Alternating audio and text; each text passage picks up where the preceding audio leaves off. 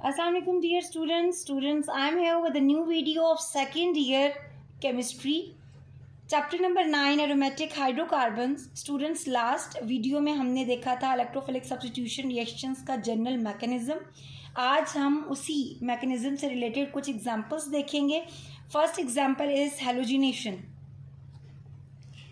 याद रखिएगा, जब भी आपसे कोई मैकेनिज्म पूछा जाए तो आप पहले जनरल रिएक्शन लिखते हो और फिर आप मैकेनिज्म की बात करते हो. जनरल रिएक्शन अगर हम देखें तो आप हैलोजिनेशन स्टडी कर रहे हो बेंजीन की, तो बेंजीन में जब आप ब्रोमीन ऐड कर रहे हो तो आप कैटलिस्ट ले रहे हो FeBr3. और अगर आप क्लोरीन ऐड कर रहे हो, हैलोजिन कौन सा, क्लोरीन, अगर हैलोजिन ऐड कर रहे हो तो आप कैटलिस्ट लोगे FeCl3 ferric chloride, ferric trichloride. और प्रोडक्ट अगर आप दोनों केसेस में देखें तो जब आप ब्रोमीन ऐड कर रहे हो तो आपको क्या मिलेगा, आपको मिलेगा ब्रोमोबेंजीन. और जब आप क्लोरीन ऐड कर रहे हो तो आपको क्या मिलेगा, क्लोरोबेंजीन. अब जो क्लोरीन है या ब्रोमीन है, ये बेंजीन की किस साइड पे जाके लगेगा. अगर आप देखें स्टूडेंट्स तो बेंजीन के पास कितने कार्बन्स हैं, टोटल 6 कार्बन्स हैं. और अगर 6 कार्बन्स की आप पोजीशंस देखें तो सबकी आइडेंटिकल पोजीशंस हैं. मींस आने वाला सब्स्टिट्यूएंट, जो पहला सब्स्टिट्यूएंट है, वो किसी भी पोजीशन पे आके लग सकता है क्योंकि सारी की सारी पोजीशन सेम है. तो क्या बना, अगर क्लोरीन ऐड करवा रहे हैं तो क्लोरोबेंजीन, और अगर ब्रोमीन ऐड करवा रहे हैं तो ब्रोमोबेंजीन प्लस बाय प्रोडक्ट बनेगा. In the case of addition of chlorine हमारे पास आएगा HCl, और अगर आप ब्रोमीन ऐड करवा रहे हैं तो HBr. ये कैसे बना, ये हम आगे सारा मैकेनिज्म देखते हैं. अब स्टूडेंट्स, अगर हम मैकेनिज्म की बात करें तो स्टेप नंबर 1 क्या है, जैसा कि जनरल मैकेनिज्म में हमने देखा था. स्टेप नंबर 1 क्या है कि जो हमने इलेक्ट्रोफाइल लिया है, जिससे आपका मकसद क्या है, जिस इलेक्ट्रोफाइल को आपको क्या करना है, स्ट्रॉन्ग इलेक्ट्रोफाइल बनाना है.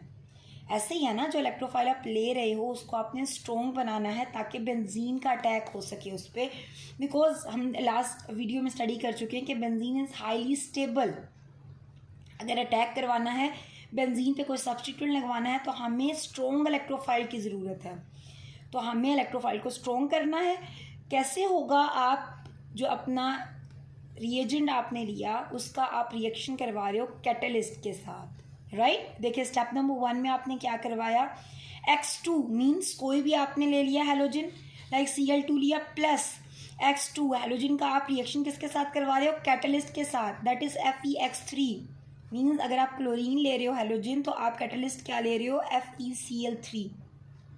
तो स्टूडेंट्स देखें प्रोडक्ट क्या बनेगा, प्रोडक्ट ये बनेगा कि FeCl3 एक क्लोरीन को लेके क्या बना लेगा, FeCl4 नेगेटिव, जो कि further as a base act करेगा. पीछे क्लोरीन रह गया. क्लोरीन कैसे रह गया, क्लोरीन रह जाता है विदाउट इलेक्ट्रॉन्स. मीन्स FeCl3 क्या करता है, इलेक्ट्रॉन्स लेके जाता है और FeCl4 नेगेटिव की फॉर्म में बाय प्रोडक्ट बनता है. और पीछे जो क्लोरीन बचा इस पे होगी इलेक्ट्रॉन्स की डेफिशिएंसी, ठीक है, क्योंकि ये देखिए ना, ये पूरा बॉन्ड ये क्लोरीन साथ लेके जा रहा है. पीछे जो क्लोरीन बचा इस पे क्या आ जाएगा, पॉजिटिव चार्ज. इलेक्ट्रॉन्स की डेफिशिएंसी हो गई ना, पॉजिटिव चार्ज बचा, और ये क्लोरीन के ऊपर जो पॉजिटिव चार्ज है ये शो कर रहा है that it is a strong electrophile, right. So हमने क्या किया, फर्स्ट स्टेप में हमने स्ट्रॉन्ग इलेक्ट्रोफाइल जनरेट कर लिया. अब सेकंड स्टेप में क्या करेंगे, हम सेकंड स्टेप में हम इस स्ट्रॉन्ग इलेक्ट्रोफाइल का अटैक करवाएंगे. किस पे अटैक करवाएंगे, बेंजीन पे. पहले हमने स्ट्रॉन्ग इलेक्ट्रोफाइल जनरेट कर लिया, सेकंड स्टेप में अब हमने क्या करवाना है, बेंजीन पे स्ट्रॉन्ग इलेक्ट्रोफाइल का अटैक करवाना है. जैसे कि हम ये देख चुके हैं कि एरो हमेशा आप कैसे लगाओगे, हमेशा आप नेगेटिव टू पॉजिटिव एरो लगाओगे. तो नेगेटिव टू पॉजिटिव एरो लगा, शो कर रहा है ये एरो कि अटैक हो रहा है बेंजीन का Cl पॉजिटिव स्ट्रॉन्ग इलेक्ट्रोफाइल पे, ठीक है. देखिए क्लोरीन को इलेक्ट्रॉन्स की ज़रूरत है, बेंजीन के पास इलेक्ट्रॉन्स हैं, हमेशा पॉजिटिव नेगेटिव एक दूसरे को अट्रैक्ट करता है. तो ये रिएक्शन हुआ. अब रिएक्शन हुआ तो प्रोडक्ट देखें क्या बना, प्रोडक्ट क्या बना, क्लोरीन आके यहाँ पे अटैच हो गया. अब हमें पता है कि कार्बन, हर कार्बन के पास एक एक हाइड्रोजन है. ऐसे ही हर कार्बन के पास क्या है, एक एक हाइड्रोजन है. बेंजीन की जितनी भी 6 कार्बन है ना, बेंजीन के हर कार्बन के पास एक एक हाइड्रोजन है. अब अगर आप इस कार्बन को देखें तो इसके तो 4 बॉन्ड्स हो गए पूरे, 1 2 3 एंड 4, ठीक है। इस कार्बन के तो 4 बॉन्ड्स पूरे हो गए, लेकिन अगर आप इस कार्बन को देखें, क्योंकि ये पूरा बॉन्ड यूज़ हुआ है बॉन्ड बनाने में क्लोरीन के साथ, ये पूरा पाई बॉन्ड यूज़ हुआ है। ये आपको जो पिंक कलर में रेड कलर में नज़र आ रहा है पाई बॉन्ड, ये यूज़ हुआ है बॉन्ड बनाने में विद क्लोरीन, ठीक है। तो ये तो बॉन्ड बन गया क्लोरीन के साथ। अब हुआ क्या कि इस कार्बन की पे तो कोई डेफिशिएंसी नहीं है, इस कार्बन के तो बॉन्ड्स पूरे हैं, लेकिन दूसरे कार्बन की अगर हम बात करें, इसका ये इलेक्ट्रॉन भी हमने इससे ले लिया, क्योंकि ये जो पाई इलेक्ट्रॉन था जो ये कार्बन शेयर कर रहा था, ये तो यूज़ हो गया बॉन्ड बनाने में।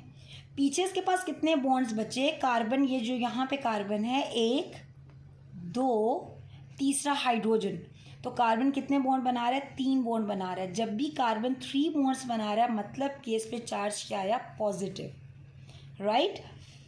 और ये जो हमारे पास बना प्रोडक्ट, इसको आप क्या कह रहे हो? इसे आप कह रहे हो बेंजीनोनियम आयन या सिग्मा कॉम्प्लेक्स। और ये क्या है? अनस्टेबल है। अनस्टेबिलिटी किस वजह से है? इस पॉजिटिव चार्ज की वजह से। इस कार्बन की अगर हम बात करें तो कॉन्जुगेशन ख़त्म हो गई यहाँ पे। क्यों ख़त्म हुई? क्योंकि जो बॉन्ड था वो यूज़ हो गया क्लोरीन के साथ बॉन्ड बनाने में। तो इस कार्बन पे क्या हुआ? कार्बन के 3 बॉन्ड्स रह गए, जिसकी वजह से इस पर पॉजिटिव चार्ज आया, जो कि शो कर रहा है कि इट्स अनस्टेबल नाउ। हमें स्टेबिलिटी को रीगेन करना है। नेक्स्ट स्टेप अगर हम देखें, step number 3, that is students, अगर स्टेप नंबर 3 देखें, लास्ट स्टेप, तो जो बेंजीनोनियम आयन बना, सिग्मा कॉम्प्लेक्स बना, हमने स्टेबिलिटी को रीगेन करना है, इस पॉजिटिव को ख़त्म करना है, इस कार्बन की डेफिशिएंसी को पूरा करना है। सो फर्स्ट स्टेप में आपने देखा था जो FeCl4 नेगेटिव बना था, ठीक है। जब आपने हैलोजन का रिएक्शन करवाया था कैटलिस्ट के साथ, तो स्ट्रॉन्ग इलेक्ट्रोफाइल के साथ क्या बना था? FeCl4 negative टेट्राक्लोरोफेरेट। इस आयन को आप लोगे, ये आयन यकीनन एक्ट कर सकता है एज अ बेस, क्योंकि इस पर नेगेटिव चार्ज है। बेस क्या होता है? बेस ऐसी स्पीशी जो कि प्रोटॉन को एक्सेप्ट करे या इलेक्ट्रॉन दे सके। तो इस पर नेगेटिव चार्ज शो करे कि ये इलेक्ट्रॉन दे सकता है और ये स्पीशी प्रोटॉन को एक्सेप्ट कर सकती है। अब ये क्या होगा? ये जो नेगेटिव है ये क्या करेगा? इस प्रोटॉन को एक्सेप्ट करेगा। अब ये जो पूरा कार्बन के साथ ये हाइड्रोजन लगा हुआ है ना, ये जो कार्बन हाइड्रोजन के साथ बॉन्ड बना रहा है, हाइड्रोजन तो रिमूव हो गया एज H पॉजिटिव, ठीक है। हाइड्रोजन अपने इलेक्ट्रॉन्स पीछे छोड़ के जा रहा है, मीन्स रिमूव हो रहा है as H positive as proton. पीछे जो बॉन्ड है, ये बॉन्ड क्या आ जाएगा? वापस आ जाएगा, ठीक है। ये बॉन्ड जो वापस आया, यहाँ पे देखें तो ये पूरा बॉन्ड यहाँ पे वापस आ गया, स्टेबिलिटी रीगेन हो गई, कॉन्जुगेशन आ गई वापस। और FeCl4 नेगेटिव और H पॉजिटिव का अगर आप रिएक्शन देखें तो आपको नज़र आएगा FeCl4 negative and H positive. H positive और एक Cl नेगेटिव मिलके क्या बनाएंगे? HCl। Cl नेगेटिव, कौन सा Cl नेगेटिव? वही जो क्लोरीन फर्स्ट स्टेप में अपने इलेक्ट्रॉन्स लेके गया था। यहाँ पे अगर आप देखो फर्स्ट स्टेप में जो क्लोरीन अपने इलेक्ट्रॉन्स लेके गया था, जो कि आप FeCl3 को कन्वर्ट कर देते हैं इनटू FeCl4 नेगेटिव, तो एक तो बन गया H positive plus Cl negative becomes HCl, और साथ क्या आ गया? आपको कैटलिस्ट मिल गया, मीन्स के इस पूरे रिएक्शन में कैटलिस्ट रीजनरेट हो गया और हमें हमारा प्रोडक्ट भी मिल गया, दैट इज़ क्लोरोबेंजीन। तो इस तरह हमने हैलोजिनेशन की, जिसमें हमने देखा कि पहले आप जनरल रिएक्शन जब करते हो तो बेंजीन का आपने रिएक्शन किया with halogen in the presence of catalyst, आपको क्या मिला? प्रोडक्ट। और मैकेनिज्म में पहले स्टेप में आप कैटलिस्ट और रिएजेंट का रिएक्शन करवाते हो और आपको क्या मिलता है? Strong electrophile. सेकेंड स्टेप में आप स्ट्रॉन्ग इलेक्ट्रोफाइल का अटैक करवाते हो बेंजीन पे, तो क्या मिलता है? Sigma complex. And last step में आपने बेंजीन की जो रेजोनेंस है, जो कॉन्जुगेशन है, उसको रीगेन करना है। तो जो FeCl4 नेगेटिव फर्स्ट स्टेप में जनरेट हुआ था वो एक्ट करेगा एज अ बेस, प्रोटॉन लेगा और जो पूरा बॉन्ड है कार्बन का हाइड्रोजन के साथ, वो बॉन्ड वापस आ जाएगा और क्या होगी? स्टेबिलिटी रीगेन हो जाएगी। और क्या प्रोडक्ट बनेगा? That the product form is chlorobenzene, right. और at the end catalyst regenerate हो जाएगा। So this is all about halogenation. So students, second reaction is nitration, means अब हम बेंजीन की नाइट्रेशन करवाएंगे। सबसे पहले हम जनरल रिएक्शन देखेंगे एंड देन हम मैकेनिज्म की तरफ आएंगे। जनरल रिएक्शन अगर हम देखें तो बेंजीन की नाइट्रेशन करवानी है, मींस बेंजीन में आप नाइट्रिक एसिड ऐड करवाओगे HNO3 in the presence of sulphuric acid, जो कि कैटलिस्ट का काम करेगा। एंड टेम्परेचर आपने कितना लिया, 50 to 55 डिग्री सी। और प्रोडक्ट क्या बनेगा, the product form will be nitrobenzene in the presence of water. अब ये जो नाइट्रोबेंजीन है ये कैसे बना, ये हम मैकेनिज्म देखते हैं। पहला मैकेनिज्म में जो पहला स्टेप है, सेम वैसे जैसे पीछे हमने हैलोजिनेशन में देखा कि जो हमारे पास रिएजेंट है नाइट्रिक एसिड और जो कैटलिस्ट है, इन दोनों का हमने रिएक्शन करवाना है। तो यहाँ पे देखें अगर हम, तो HONO2 मीन्स आपने नाइट्रिक एसिड लिया, नाइट्रिक एसिड के साथ आप क्या ले रहे हो, सल्फ्यूरिक एसिड का रिएक्शन करवा रहे हो। ठीक है, नाइट्रिक एसिड का OH जो आपको नज़र आ रहा है, OH हाईलाइट किया हुआ, और सल्फ्यूरिक एसिड का H मिलके क्या बना देंगे, वाटर। पीछे यहाँ पे सल्फ्यूरिक एसिड में क्या रह गया, HSO4 नेगेटिव। ठीक है, क्योंकि हाइड्रोजन प्रोटॉन की फॉर्म में गया है ना, इलेक्ट्रॉन्स पीछे छोड़ के जा रहा है, तो ओवरऑल इस पूरी स्पीशी पे नेगेटिव चार्ज आ गया, HSO4 नेगेटिव। पीछे जो बचा NO2, ये NO2 पे क्या चार्ज आ जाएगा, पॉजिटिव, जो कि क्या है, स्ट्रॉन्ग इलेक्ट्रोफाइल। नाइट्रोजन किस ग्रुप से है, नाइट्रोजन 5th ग्रुप से है, मींस नाइट्रोजन के पास कितनी वैकेंसी है, 3। तो नाइट्रोजन 3 बॉन्ड्स बनाता है। जब भी नाइट्रोजन 4 बॉन्ड्स बनाता है तो नाइट्रोजन पे चार्ज क्या आता है, पॉजिटिव। तो ये जो नाइट्रोजन डाइऑक्साइड बना, NO2 पॉजिटिव है, इसे आप क्या कह रहे हो, स्ट्रॉन्ग इलेक्ट्रोफाइल।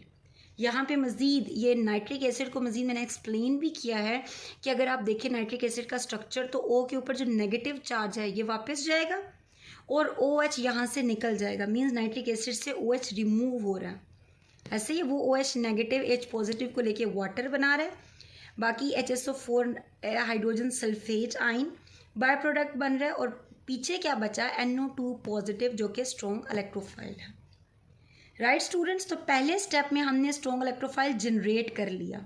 अब सेकंड स्टेप में हमें क्या करना है, सेकंड स्टेप में हमें स्ट्रॉन्ग इलेक्ट्रोफाइल का अटैक करवाना है, किस पे, बेंजीन पे। सेम जैसे कि पीछे हमने किया, बेंजीन है, बेंजीन पे हमने क्या करवाया, NO2 पॉजिटिव का अटैक। तो यहाँ पे देखें जो प्रोडक्ट बना, जिसे आप सिग्मा कॉम्प्लेक्स कहते हो, NO2, ठीक है, और ये हाइड्रोजन बॉन्ड, और इस कार्बन की तो वैलेंसी पूरी है, बट इस कार्बन के अगर हम बॉन्ड देखिए 1 2 और तीसरा हाइड्रोजन है, मींस के इस कार्बन के पास एक बॉन्ड की हो गई डेफिशिएंसी, तो इस कार्बन पे चार्ज आया पॉजिटिव, और इसको आप क्या कहते हो, सिग्मा कॉम्प्लेक्स या बेंजीनोनियम आइन। ठीक है, और ये कैसे आया पॉजिटिव चार्ज, जैसे कि अभी मैंने पीछे डिस्कस किया, जो बॉन्ड है ये बॉन्ड यूज़ हो रहा है NO2 के साथ बॉन्ड बनाने में, जिसकी वजह से जो इलेक्ट्रॉन है कार्बन का, जो कार्बन अपना इलेक्ट्रॉन शेयर कर रहा था, वो उससे छिन गया है। सो कार्बन पे डेफिशिएंसी हो गई इलेक्ट्रॉन की। कार्बन इसी वजह से कितने बॉन्ड बना रहे हैं, 3, और इसीलिए कार्बन पे क्या चार्ज आया है, पॉजिटिव, और इसको आप क्या कह रहे हो, सिग्मा कॉम्प्लेक्स। अब हमें सिग्मा कॉम्प्लेक्स की स्टेबिलिटी को रीगेन करना है। एक तो मकसद हमारा पूरा हो गया, NO2 आ गया यहाँ पे जो हमें चाहिए था। नाइट्रोबेंजीन के लिए हमें नाइट्रो चाहिए था ना, नाइट्रो ग्रुप चाहिए था यहाँ पे, वो तो हम ले आए, बट हमें इस पॉजिटिव को ख़त्म करना है। लास्ट स्टेप क्या होगा उसके लिए, लास्ट स्टेप वही जैसे कि हमने पहले किया, हम लेंगे इस सिग्मा कॉम्प्लेक्स को। फर्स्ट स्टेप में जो HSO4 नेगेटिव बना था, ये HSO4 negative as a base act करेगा, ये क्या करेगा, इस प्रोटॉन को लेगा, और जो पूरा बॉन्ड है ये हाइड्रोजन का, ये बॉन्ड वापस चला जाएगा, और ये जो हाइड्रोजन है ये एज अ प्रोटॉन रिमूव हो रहा है ना, ये अपने इलेक्ट्रॉन्स पीछे छोड़ के जा रहा है, तो ये HSO4 नेगेटिव के साथ मिलके क्या बना देगा, H2SO4, मीन्स के कैटलिस्ट रीजनरेट हो गया, और क्या बना, नाइट्रोबेंजीन, मीन्स के इसमें ये जो स्टेबिलिटी थी ये रीगेन हो गई, कॉन्जुगेशन वापस आ गई है। राइट स्टूडेंट्स, तो इस तरह 3 स्टेप्स में हमने अपना जो मैकेनिज्म है इलेक्ट्रोफिलिक सब्स्टिट्यूशन रिएक्शन का वो कंप्लीट कर लिया, जिसमें आज हमने हाइलोजिनेशन को भी स्टडी किया और नाइट्रेशन को भी। और अगर आप नाइट्रेशन में देखें तो जो सेकंड स्टेप है दैट इज स्लो स्टेप। ठीक है, सेकंड स्टेप स्लो स्टेप है, मीन्स हमारा जो रेट है वो किस पे डिपेंड कर रहा है, सेकंड स्टेप पे, because slow step is always rate determining step, and third step is fast step. right? So this was all about halogenation and nitration. Inshallah, I'll come back with a new interesting video. So students, thank you for watching me, and don't forget to like my video and subscribe my channel. Thank you so much.